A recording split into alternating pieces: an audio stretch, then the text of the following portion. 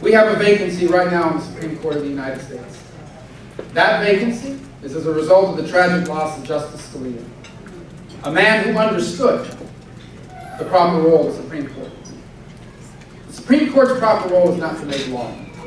The Supreme Court's proper role is not to reform or change the Constitution of the United States.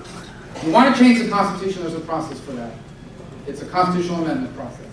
The job of the Supreme Court and the job of the Supreme Court justice is to be a trier of law, not a trier of fact. To sit there and apply whatever issue is before them in the context of the Constitution of the United States as it was originally intended by the people who wrote it. And my friends, if we ever lose that, if the Constitution becomes whatever you want it to mean, it means nothing at all. And what happens, almost every country in the world has a Constitution, and too many of them ignore it. And as a result, they have no rule of law. They have no balance of power. They lose their constitutional order. That is how important the Supreme Court is. And today, the Supreme Court has 8 justices, and in many of the key cases before our country, it is coming down to 4 votes. And there's a vacancy. Now, Donald Trump is committed. He's committed to appointing someone to the Supreme Court, said it publicly, that will be as much like Scalia as we can possibly find. The chances of Hillary Clinton appointing someone that to the Supreme Court are 0. Are 0.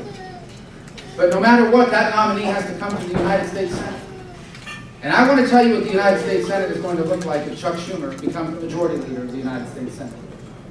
Chuck Schumer, if he becomes the majority leader of the United States Senate, I believe is prepared to use the nuclear option to, with 51 votes, confirm whatever nominee they want. And it will not be anyone. If it's a nominee he wants, it will not be someone like Justice Scalia or anything like it. And that person that's appointed to the Supreme Court could serve on that court for a quarter century. 25 years, 20 years has been the average term of some of these justices. You know what that is? That is 3 full terms for 3 presidents. That's a long time. 25 years.